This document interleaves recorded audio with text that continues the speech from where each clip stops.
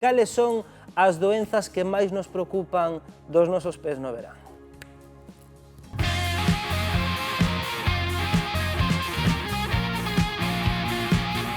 Hinchazón e cansancio. Que sudan más. Que se hinchan, que tienes como las varices más así a flor de piel. As fanecas. As fanecas hai que ter moito cuidado. Tengo hinchazón y en verano se me aumenta. Os sudores, en mi caso. ¿Vas ao podólogo? Sí, Sí, también de vez en cuando voy, sí. No, no suelo ir. No. yo sí voy. Sí. Una revisionciña. Ven, sempre. Sí, para aliviar sería bueno, pero no voy. Voy para cortar uñas si se clavan un poquito. Con condición de diabético teño que ir a revisar os pés. La gente ahora cada vez cuida más los pies, va al podólogo y todo eso, o sea que... Cada vez coidamos máis os pés, dicía esa amiga, imos máis ao podólogo e hoxe imos insistir na importancia de telos ben coidadiños. Para iso damos a benvida a Nabor Pereira, que é podólogo, ourensán. Que tal? Moi bo día, Nabor. Moi bo día. Moitas grazas. Grazas a vos. O verán que supón para os nosos pés? Máis beneficio ou máis afección? Dende logo, estamos aí a partes iguais. Os están moito máis expostos, polo cual normalmente a xente coidase moito máis, pero ao mesmo tempo expómolos máis aos axentes externos, xa que imos máis descalzos habitualmente, por eso máis sequeidade, máis traumatismos, incluso por golpes, cortes e demais. Claro, porque imos máis tempo con eles ao aire libre, pero tamén súan máis, a salitre tamén lles pode afectar.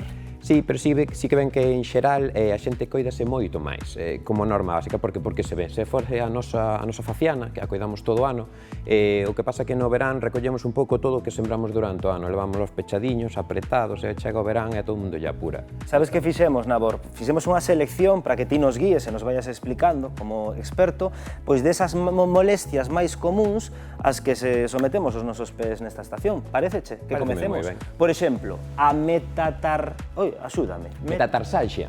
É así, non é doada, non é doada. Eu creo que case todo o mundo, hoxe que vexo aquí moitos tacóns, padeceu en algún momento unha metatarsalxia, que é unha dor, así de maneira resumida, na zona anterior do noso pé. Esa boda que imos, e ao cabo de 2 horas, todo o mundo se ten que descalzar, pois iso a grandes riscos é o que é unha metatarsalxia, é unha dor nesa zona. O que pasa é que se poden convertir en crónicas e incluso algunhas precisar de cirurxía. A sequidade é outra molestia que nos acompaña durante o verán. A sequidade eu creo que a gran parte da poboación lle afecta, excepto as persoas que sufren de hiperhidrosis ou de exceso de sudación, pero sí que no verán os talóns é a parte, digamos, a que todo o mundo sufre de grietas, esa sequidade excesiva, eso que din que se me engancha nas sábanas, ou a miña parella que non queren que lle toque os pés por os secos que están. Pois é un motivo habitual de consulta nestas datas. Dicíamolo antes, o exceso de sudación hai que engadilo á lista. Suamos máis porque fai máis calor, en Ourense, onde son eu, pois, calor extremo, como xa sabedes, pero si ben é verdade que suamos máis durante o inverno, xa que levamos o pé moitas horas pechado. Ah, sí? Pois sí, é un motivo de consulta máis habitual durante o inverno, xa que, por exemplo, o calzado laboral é moi oclusivo, o deporte solemos levar calzados moito máis pechados. No brao, as persoas que sudan moito tenden a non levar calzado aberto, en parte porque eles notan que resbalan, non se atopan cómodos, e ao propio calzado aberto tamén axuda a controlar un poquinho ese exceso de sudación. E é un problema fácil de tratar, que moita xente non consulta a veces por vergonza ou por ignorancia, e que atendemos como un problema secundario, e que ademais mellora moito a calidad de vida, non só do paciente, senón tamén da familia, que a sudación suele levar a veces con ela o mal olor dos pés. Na casa de seguro están identificando algún destes sinais dos que está a falar Nabor, ou, por exemplo, a hinchazón de pés coa calor, cando nos hinchan. O edema nos pés habitualmente é un problema xeral do corpo, un problema sistémico, pois un problema de corazón, un problema de pulmóns. Si ben é verdade, agora co calor e que a insuficiencia venosa hinchan máis, e sobre todo hinchan máis por calzados moi axustados que embridan o noso pé, que impiden, digamos, esa circulación de retorno natural, pois pomoslle pequenas trabas, polo cual hinchan, e canto máis hinchan, máis apretados están. E aparecen máis fungos nesta época? Aparecen máis fungos despois do brao, derivados desta época, pero sobre todo, a infección máis habitual é a seguinte que temos, que son os papilomas, que esta é unha infección moi habitual durante o verán, que empezamos a ver os podólogos de Galicia, empezamos a velos a partir do Nadal, que son 3-4 mesiños, que contaxiamos o virus e se transforma nesa verruga plantar, que soe ser dorosa. Moi ben. Identificamos esas doenzas, eses problemas de verán, agora imos facer autoexame, vale? Cales son os erros, cales son os hábitos que peor pois aplicamos no día a día no verán, Nabor? O peor hábito é a mala elección do calzado. Eso partimos de base. Si ben é verdade que nós non nos imos nunca meter con ningún calzado en concreto, aconsellamos ir facendo unha rotación. Se temos 5 pares, pois ir cambiando, non usar todos os días o mesmo. É algo que vemos moito agora na adolescencia. Unhas zapatillas todos os días da semana hasta que están destruídas, e incluso destruídas as levan. Esta chamame a atención, algo que facemos mal, o de compartir os elementos de hixiene persoal. A ninguén se lle ocurre compartir un cepillo de dentes. Un cepillo de dentes non, pero verdad. un cortaúñas, E un peine compartiríalo? sí. Pois eu non.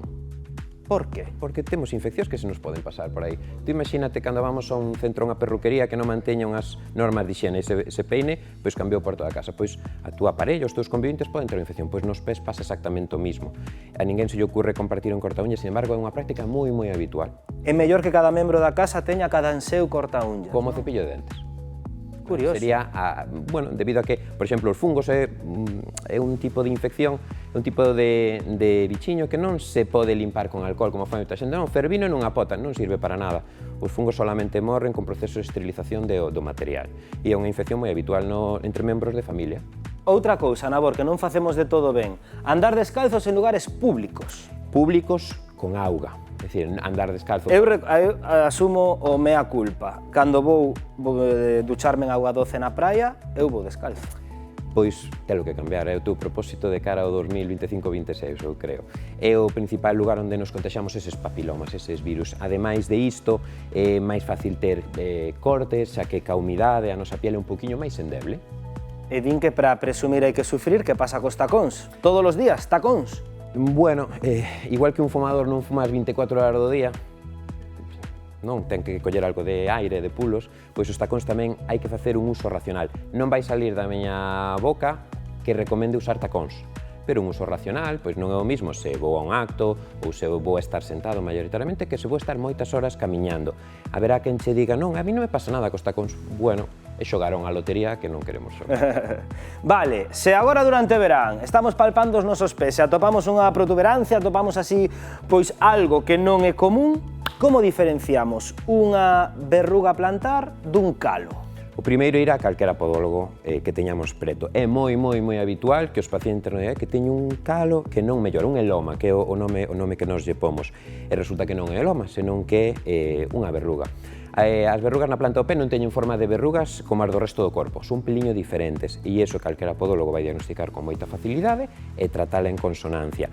A gran diferencia, o calo prodúcese por presión ou por roce, a verruga é un virus que contaxiamos e que medra en forma de esa verruga. E como os tratamos cada un deles? Pois os calos normalmente con quiropodia, hai calos máis severos que precisan cirurxía e as verrugas pois con tratamentos cáusticos, con láser, con crioterapia, existen moitos tratamentos, dependendo do caso, o podólogo vai escoller o máis adecuado. Os espectadores que están vendo o programa de hoxe teñen preguntas para ti, Nabor, pero antes de nada, podes recomendarnos rapidamente como elixir mellor pois o calzado en función da nosa talla?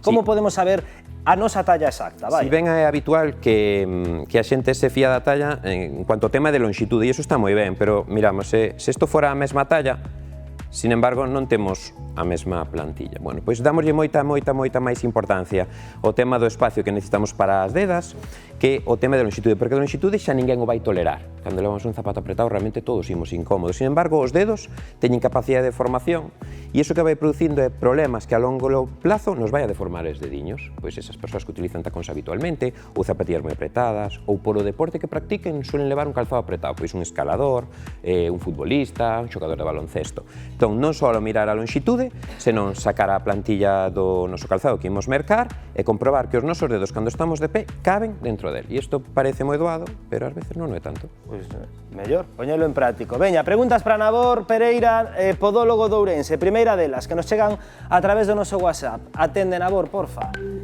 Noto que agora no verán me cheiran máis os pés. Como podo evitalo?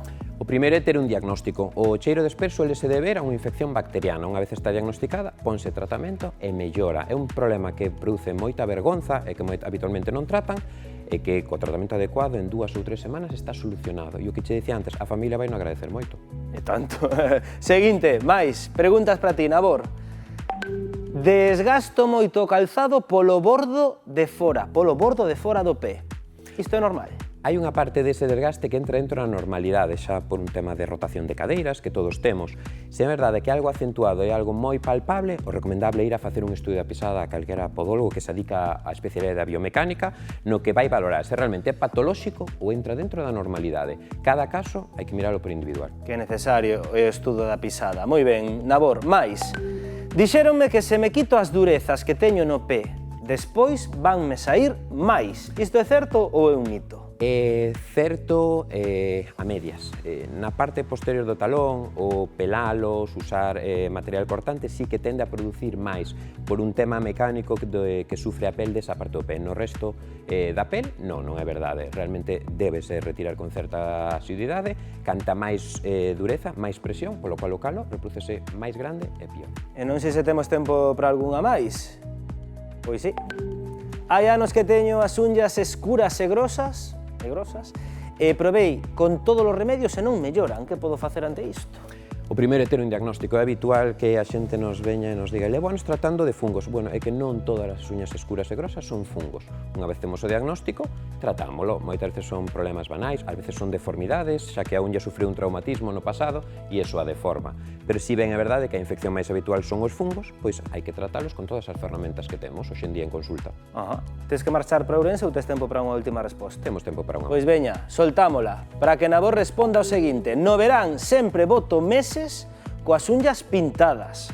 Pode ser malo para os pés pintar as unllas durante 4 meses tan só seguidos? Eu sempre fago este razonamento. Ninguén está maquillado as 24 horas do día. Non, a pel hai que darlle un descanso. A pintura de uñas é un sintético que está cubrindo algo que está vivo, xa que hai a creencia de que as unhas é células mortas, non, ni moito menos, é un material vivo. Levalo tapado todo o día cun plástico, que é o que son os pintauñas, non é san. Non recomendamos as pinturas semipermanentes ou permanentes. Se ven dentro do malo, unha laca de unhas convencional e despintar e deixar un reposo desas uñas vai ser o menos malo. Tomastes nota, non, amigas? Nada de pintar as unllas 4 meses seguidos. Nabor Pereira, podólogo de Ourense, moitísimas grazas pola túa visita e polas túas explicacións. Gracias a vos. Moi práctica, sí, señor. Amigas e amigos, tiveron algunha celebración este verán e quixeron quedar como vos anfitrións poñendo peixe ou marisco? A como ía? Pois sí, hai especies que acadan un